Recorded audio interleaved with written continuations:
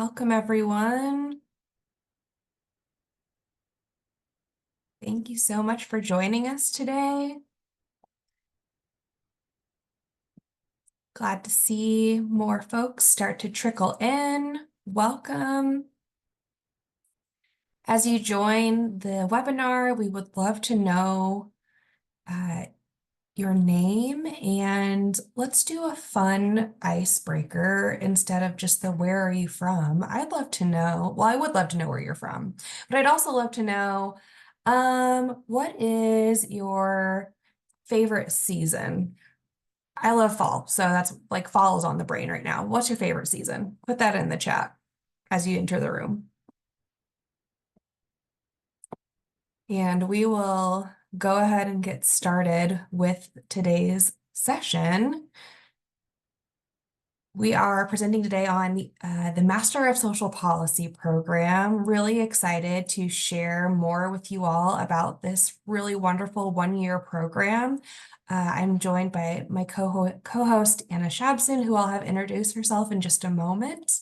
But I am Sarah Lucan. I am an Associate Director of Admissions and Recruitment, and I'm very happy to welcome you all here today. I'll turn it to Anna to introduce herself. Hi, friends. My name's Anna Shabson, she, her pronouns. I am a teacher at Brown School, professor at Brown School, and I'm also the assistant dean for the Master of Social Policy program that we'll be talking about today, and I'm so glad you're here. Just a couple housekeeping notes before we get started with the presentation. So today's webinar is being recorded. So if you need to pop off at any time, you can always come back to watch the recording at a later date. It will be posted on our YouTube channel. Closed captions are enabled and can be activated at any time. And we're using Zoom webinar today. So with this format, we can't see or hear you, but we also can't call and raise hands, but we can answer questions that are submitted via the Q&A feature. So please use the Q&A feature, not the chat, to submit questions during today's conversation. And if we don't have a chance to get to your question, you can reach out to us afterward and we'll be happy to assist. We also want to recognize that this year the Brown School is celebrating 100 years in being a leader in social work, social policy, and more recently, public health. So it is our 100th, our centennial celebration. So all throughout anything that you participate in with the Brown School, you'll see this through line of our dedication to equity and commitment to impact that we are so proud to have been upholding for the last 100 years and hope to do for the next 100 years. A little quote and just note about our mission at the Brown School and what makes the Brown School's approach different. So the mission of the Brown School is to engage multidisciplinary faculty, staff, and students to create a better and more equitable society through a variety of means: rigorous science, transformative education, and authentic partnerships. And this quote from our dean, Dorian Traub, really captures that sentiment. You know, this is not just education, it's a journey of inspiration, collaboration, and growth. And we really want you to find that our programs are a beacon of innovation, cultivating a vibrant community where passion, promise, and opportunity converge. And a quick overview stats of our student body. This year, we welcome 230 new students to the Brown School. We are proud that we have 50% of our students as first-generation graduate students. 38% of our students are international students representing 17 countries, and 41% of our students, 41% of our domestic students are students of color.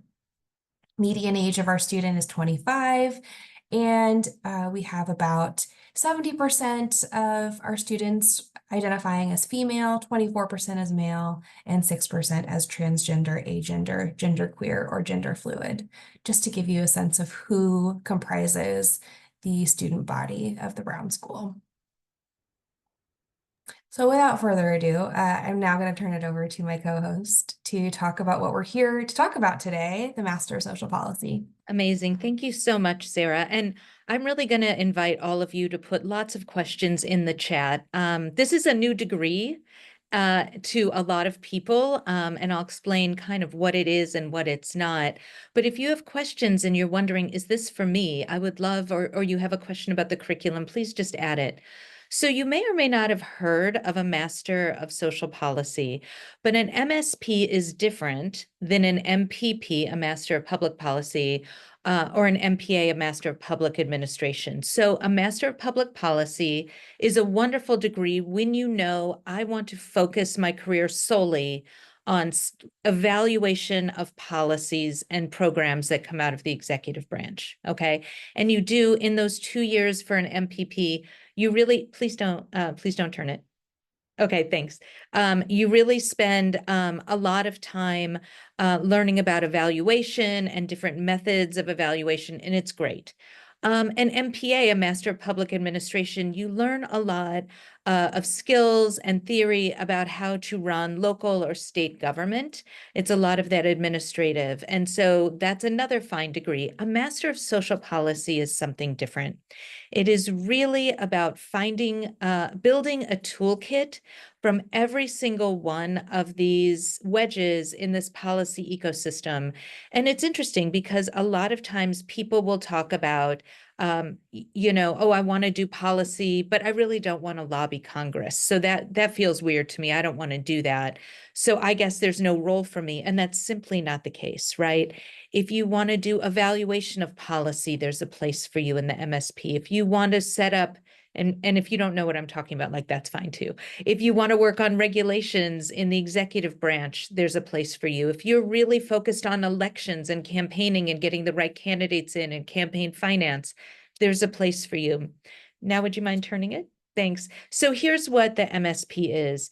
It is housed in the Brown School, so it's grounded in these social work values of equity and seeing the people behind the words on a page when we talk about policy. It is a one-year degree that provides students with skills. So we're building your toolkit to be impactful in the US policy ecosystem, right? We want you to find your place and also have a toolkit to understand what everyone else is doing in this ecosystem. Would you mind turning it, please? Thank you so much. So let's take a quick look at the curriculum, what you do in this 1 year. So you will be with us fall, spring, and then you'll do a summer internship. There's a little wiggle room on doing that. You can do 1 credit of your internship in the spring, but really we want you to have almost like a full-time job for the summer, just steeped in policy. So that's why we've put the internship at the end. Okay. And would you mind flipping it if you would? So these are some of our core courses. And as we move through this, you'll see that there are courses in every one of those wedges on the ecosystem. We do negotiation and strategy. We talk about equity. We talk about community and community building. We talk about all 3 branches of government, evaluation. You take a statistics course as well.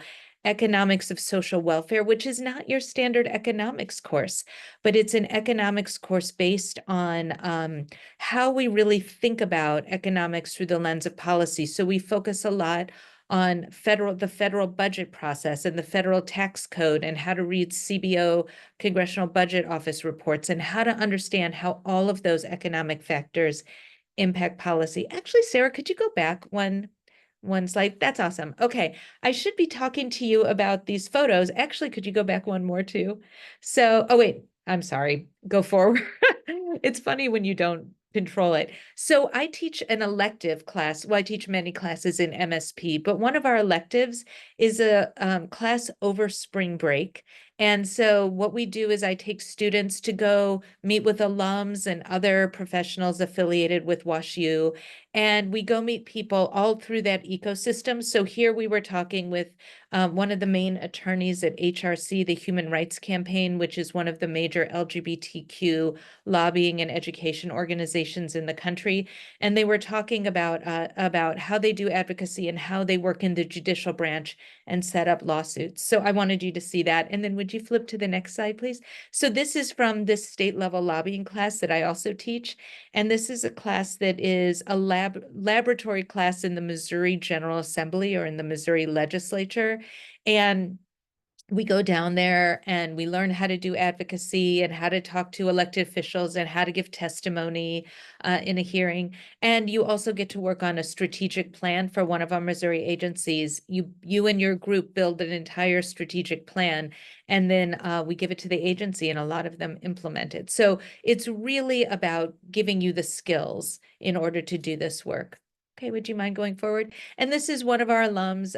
I told you you'll see a few of these as we go through. This is the amazing Cecilia Boyers, and she does policy work on the local level in the legislative branch with the City of St. Louis Board of Aldermen. So she's doing policy analysis and drafting to look at problems and issues that are going on in St. Louis. So she's really focused on the city of St. Louis.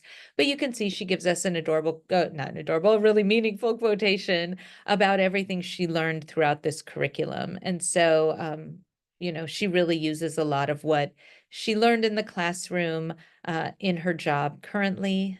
Would you mind forwarding it? Thank you so much. So these are two of our students and one of our faculty members. So and they are in their internship in the Missouri General Assembly. So that's state level. This is taken, I think, in the House of Representatives. That's Victoria Anders, who is still in the middle of her degree. Sean Brennan, who just completed his degree, including an internship at the House of Representatives. And he currently works there. It led to a full-time job with some of the representatives. And Elizabeth Fuchs, who's one of our faculty members, but we may lose her soon because she is actually running and will probably win her election to be an elected official in the Missouri House as well. So we'll very soon hopefully be calling her Representative Fuchs. But you can see just some of the many places that we have had some of our alums complete this really cool internships as we go through. Would you mind flipping? Thank you so much. And just to go through, once you graduate, the jobs are plentiful. And so these, I just want to show you in the ecosystem some of the people who have come through the program and really found their place. So Jude Miller, always, they would always say, let me work with tax law, let me work with the money. And so Jude has a great job, again, in local politics in the executive branch in the St. Louis City Treasurer's Office, doing amazing work. Do you mind flipping it? Roxy Lawrence always wanted, I think Roxy's in DC now, wanted to do evaluation. That's where she felt her heart was, and that's where she felt her strengths were. So she's had several jobs leading up to this current senior director of research and evaluation, doing policy evaluation at Black Onyx, doing amazing work supporting policy, giving these studies and reports to members of Congress or members of the executive branch. Okay, if you would flip. Annie Deneen, amazing. Annie Annie used to work in local government. She worked for the city of Ferguson, but she wanted something really different. And Annie loves a spreadsheet. And she's really good at it. And she got a job as an amazing compliance support specialist. What does that mean? Blue Summit works with federal and state campaigns from across the country. They're housed in Colorado. And they are hired by different campaigns to make sure that their campaign finance laws, that what they are doing matches the law, they're not in violation. And so Annie is making sure that any of these donations that come in to these candidates or the way they're marketing and asking for money, that it's all within FEC, Federal Election Commission guidelines. Okay, if you would flip to the next screen. Amazing. Jenna knew from the get-go, from her first day of her program, that she really was passionate about housing. And she wants to make sure, initially she started in thinking about and working in policy for people who were unhoused. And that has grown. And she now works in policy, doing she is, I mean, this is a new job. It's her third housing agency because they keep moving, people keep grabbing her because she's so good. So she's director of advocacy and federal programs. What does that mean? She is in DC. She is on Capitol Hill. If you come to us and you go to the DC class with me, I'm sure we'll get to meet Jenna. Um, so she lobbies on the Hill or does advocacy on the Hill on behalf of communities around the country to talk about their housing needs. She also, the federal program, she works with the executive branch to ensure that the programs that are in the various, it's not just housing and urban development that does housing, but the Department of Health and Human Services does housing, Department of Agriculture does housing. So she's working with all of those departments to make sure that the programs that they are funding are the right ones that meet community needs. And then she is head of a national network of people who do this work on the local level. So she takes the information from the legislative and executive branches, tells it to the communities, and then takes the community's concerns and then takes and relays those concerns up to the people in Congress and in the different agencies in DC. So she's forming this beautiful bridge to ensure that housing, and Jenna loves advocacy, so that's where she ended. And then if you would flip it to the next screen, please. Oh, this is our amazing Robert, and I get to see him next month. So I'm so, or this month. So I'm so excited. Robert is, he was just an amazing student to have and an amazing advocate. So during the day, Robert really spends his time making sure that people like him, people who came to this country as immigrants, are able to be ready for college. And he mostly works with people who are Hispanic or Latino, some of whom who have documentation and some who don't, to get them ready for college. But Robert said that's not enough. And so he is our first MSP elected official. And he was a write-in candidate for the Kansas City Public School Board. And he is there making sure that those the students who go to those schools are really given the best education and getting them ready for college. And he's doing it from that perspective as well. He just also became a foster parent, and his two foster children go to that school. So go in those school districts. So he's really making sure that from an early age till you graduate from college, that he's using his policy skills in order to do that. So if you would flip. This is so fun. So I'm not sure if any of you are aware of the Presidential Management Fellowship, but it's a big, big deal. And it is kind of the professional springboard into working in the executive branch. So over the last 2 years, we have had two finalists who were MSPs, both of whom have jobs in the Department of Health and Human Services doing very different things.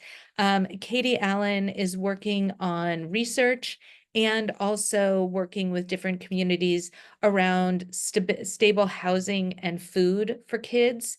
And Joe Heeman did every single one of her assignments for me on green spaces for kids to be able to play, to have parks, and to have good playgrounds at schools, because she firmly believes that that's the best way to learning, is to be able to be outside and be safe in that area and move your body. And that is what she is doing in the Children's Bureau at Health and Human Services. So you can see that from the beginning of them taking classes here, all of these students, and I could list more and more and more, all have jobs in that political or that policy ecosystem doing really, really important work to make the world better for communities they care about and individuals as well.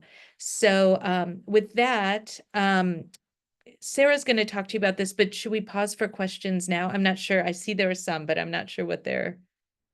Yeah, there are a couple that I think are Great. pretty relevant to the things that you've been talking about, Anna. So Okay. one of them looks like Megan answered beautifully, but I'd love to pose it to for Sure. the good of the whole. And it was a question about the internship. So Mhm. do we choose which field or organization we would like to intern for? Yeah, so I can't see Megan's answer, but yes, you do. You have support at Brown School. There's someone in our field office that Sarah will be talking about in a little bit. But really, because we are accredited through the university, we have a lot of flexibility in where you can do your internship.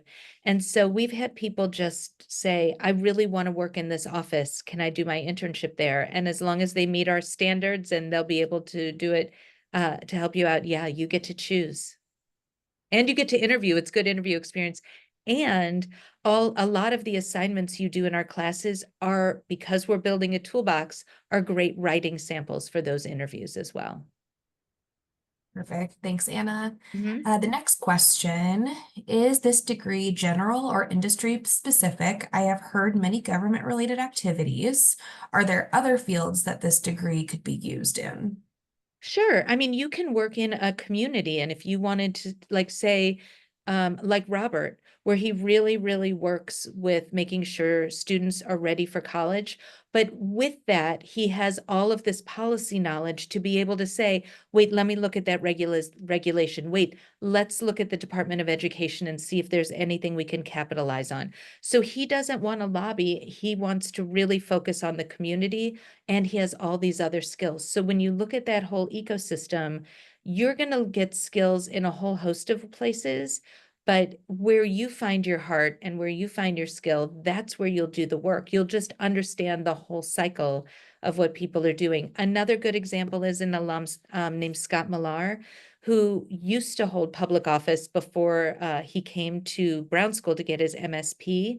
And he is a veteran, his wife is a veteran, and he works with veterans communities around issues of it's not just housing, but them to have successful lives once they leave the service. And that could encompass a whole host of things. He's not at the VA, he is in the community, but he is the person at his job who works with the people in the community and also knows enough how to call the Department of Veterans Affairs and how to maneuver that system to get benefits for his clients who he cares about. So hopefully you can see it's really broad, and you will have a toolkit. Like I tell my students a lot, you don't ever have to go lobby Congress, but you need to know how, and you not to be afraid. You don't ever have to write a piece of a bill or a law, but you have to be comfortable reading it, because you're going to be the best therapist out there, or you're going to be, the best community worker out there if you understand what's available that they can access, your clients can access. Great, thank you. Mhm. There was another question about if there are concentrations. And so I first want to be clear that there are no concentrations within the program. However, as Anna is describing, you can really take, topics that you are really passionate about and apply what you're learning in the classroom Mhm. to the issue that you really want to address. And so there was a question about, could we address things like climate change, Oh, inclusive yeah. insurance, Yeah. disaster Yeah. management? Yeah. So I'll give you an example. In a lot of the classes I teach and a lot of the classes other people teach, I'm going to teach you how to do, let's say we're going to look at how to do a budget request. Okay. You pick your topic that you are passionate about, and you do it on that topic when you turn in that assignment. And so at the end of this, you are free to choose different issues for different assignments for sure. But if you want to focus everything, you want to work in climate, in climate science, or climate policy, focus all of your assignments on that, and you come out with a really nice portfolio and a head start in understanding how to do this work. And while we don't have concentrations, what we do have are those 6 elective credits. And so if you think, okay, I took biostats and I took policy eval, and I really want to know more, you can take those 6 credits and take 2 other evaluation classes to get you ready. If what you want to do, like Roxy Lawrence we talked about, is really do policy eval. You. And then last question that we'll take now before we move on to the next part of the presentation. I think this is a really important question to kind of further distinguish what this degree is and what it is not. So Saman from Pakistan wanted to know, they work on policy advocacy on financial inclusion, working on policy amendments on banking, on Sure. equality for central bank. Just curious, is my scope of work relevant for this program? So what I will, first of all, thank you for doing that work.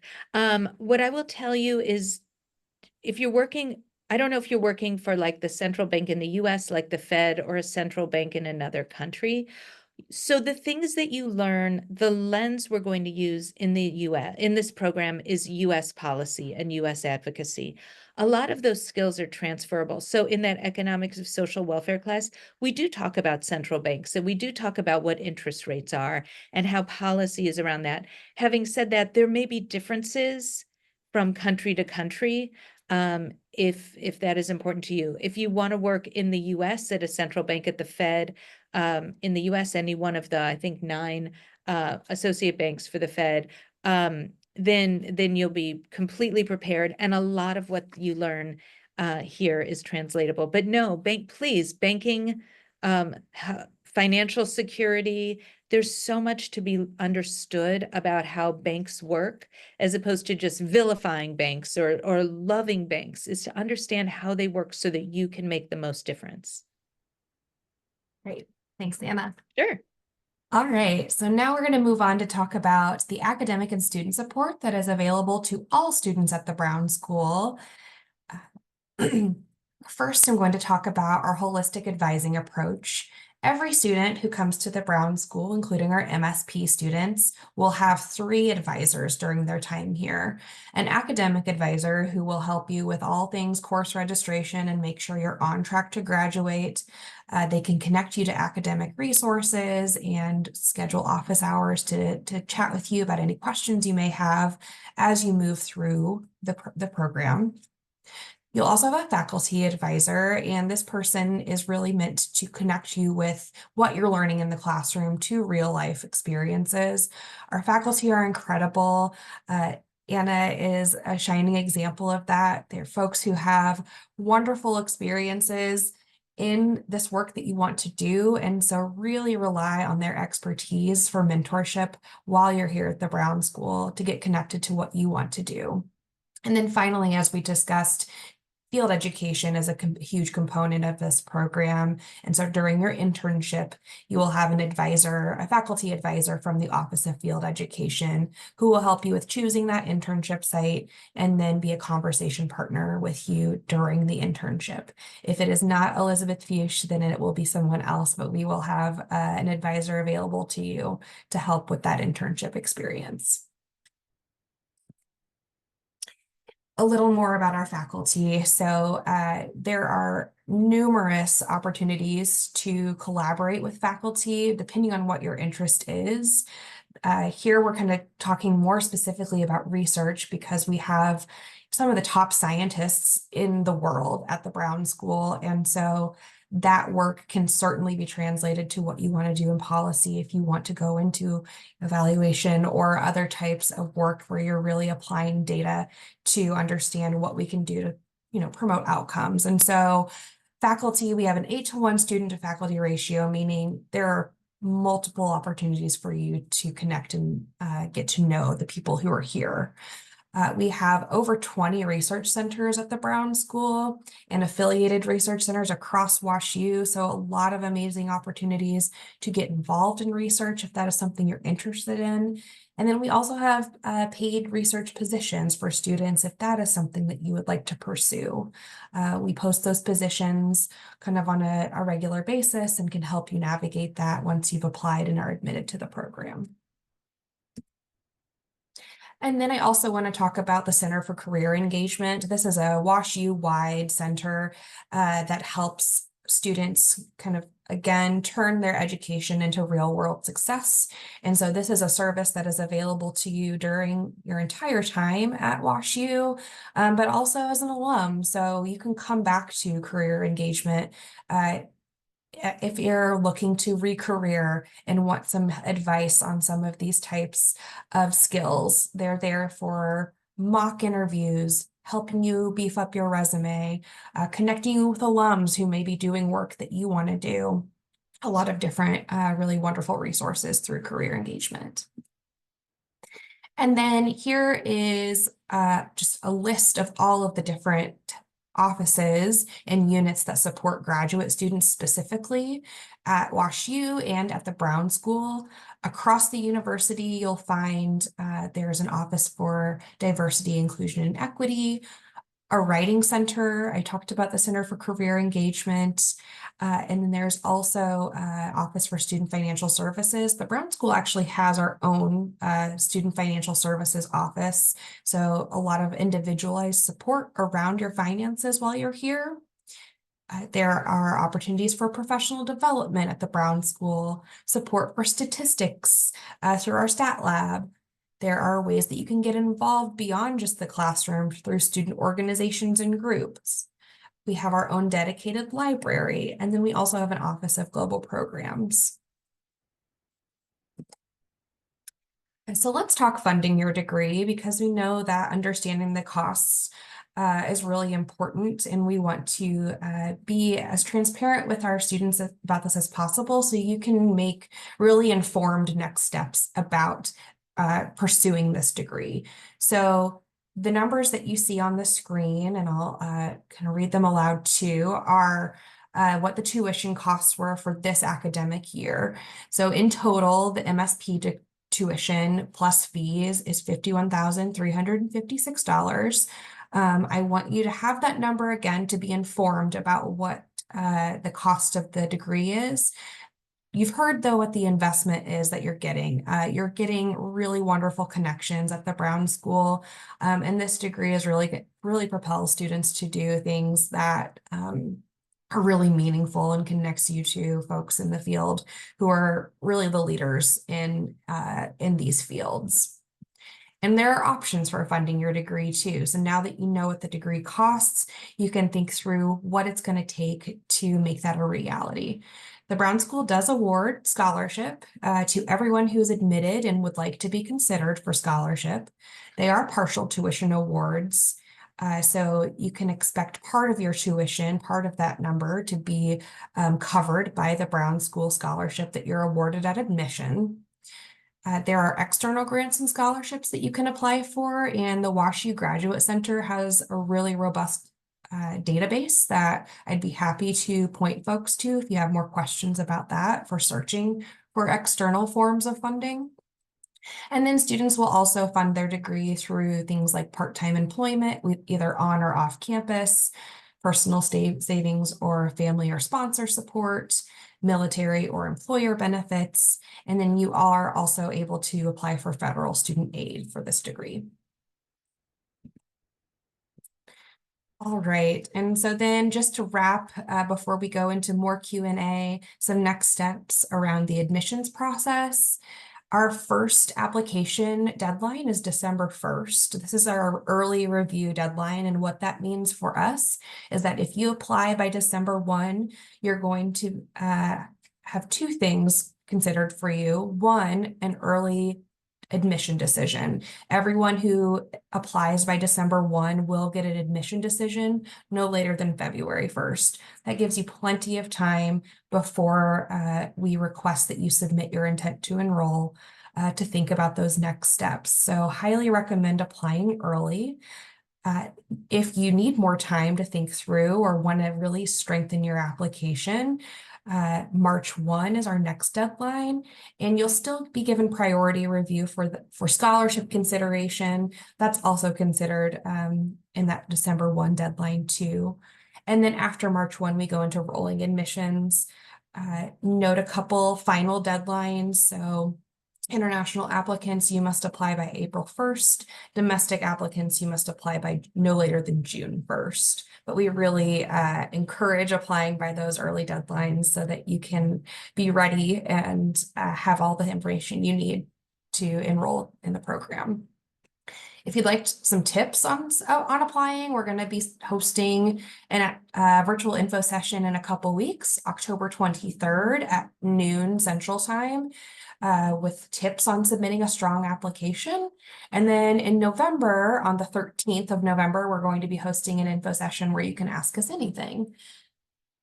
But you can ask us anything right now because we've got plenty of time. Here are some ways to connect with the admissions team if you do need to drop off if you're watching live. But Anna and I will be here for the next 10 minutes to answer any questions you have. So I'm going to pop back into the chat if I can find my cursor. And while you're doing that, I'll just tell you this awesome picture is that DC class. that I mentioned that we go on spring break. And this, you can see the cherry blossoms. So it's March. They're just starting to come out in this photo. And we were getting to ready to do advocacy in the Senate with the Senate staff members. So we took this picture right before everybody went in to go do advocacy in Congress. So that's kind of the culminating project of that trip. So if there are any questions, Sarah, are there any in the chat? I tried to answer some as we went along. I saw that, and so I'm going to elevate a couple of them that you answered just so Sure. that the rest can hear the answers. There was a question if you need a master's degree to apply for this graduate program. Can I answer You that? do not. You just need a bachelor's degree. I think I saw another Wait, can I make a question. quick comment about that? Yeah, So, please. so you'll see a lot of the alums that I've showed you pictures of have 2 graduate degrees. That is because in the past, prior to fall of 25, we only offered it as a dual degree to our students here. Now we are opening up it as a 1-year degree, and we can offer it to any bachelor, anybody who has a bachelor's. And so that's why you will see the dual masters on a lot of our alums. But no, you don't need that anymore. Of course, if you do have a master's degree and want to still do this, you absolutely can, but you Yes. don't have to have And one. if you're working on a master's degree or a PhD or an MD or a JD, and you want to do your MSP in the middle, we have a form that you can give your registrar once you're admitted and you decide you want to come to put your current degree on pause, which a lot of people do. A lot of people will want to do this with their med degree and do it between second and third years. So we have plenty of options for you. Yeah. All right. It looks like we've got all of the questions. I see Megan putting lots of great links to some information in the chat. A link to that funding database that I mentioned from the Grad Center. It's a really awesome tool that they built for us a couple of years ago. So we really like to promote that. This is a good question that I want to elevate again too. I think we kind of talked about this a little bit, but again, Dave mentions that it appears the program is focused on US policy, and wants to know if international students are accepted for the MSP program. Yeah, and you certainly are. I mean, your application stands with everybody else who has applied when we do our review. What I want to make clear, though, is we are not going to teach global policy. So if that's what you are looking for, please don't come, because I don't want you to feel like in any way we did a bait and switch or we told you it would be something it's not. Now, when we talk about US skills, a lot of them are translatable to work in any country, but we are not going to be focusing on, I mean, we may talk about here's the central bank in China, here's the central bank in Japan, but we're not going to be looking at how to do advocacy in any of those countries. This is a fully in-person program because we work as a cohort and we have a lot of hands-on learning. So I'm sorry, I know that some people really value online learning, and I do understand its benefits, but this is an in-person program. Thanks, And we do not have an ability to attend it virtually. They're great questions. Anybody else? It looks like questions have kind of slowed. So in the interest of, keeping everyone on schedule, we do have more time, but if there are no more questions, I'll go back to our screen with all of our contact information so that you can see how to get a hold of admissions.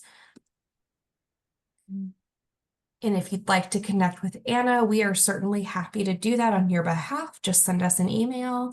And if you want to come visit us, we have options for getting a tour of the Brown School, or meeting with one of our admissions specialists to talk more through those application requirements.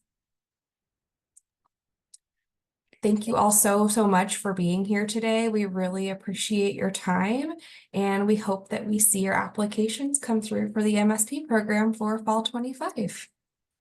Take care. Thank you all so much. Thank you.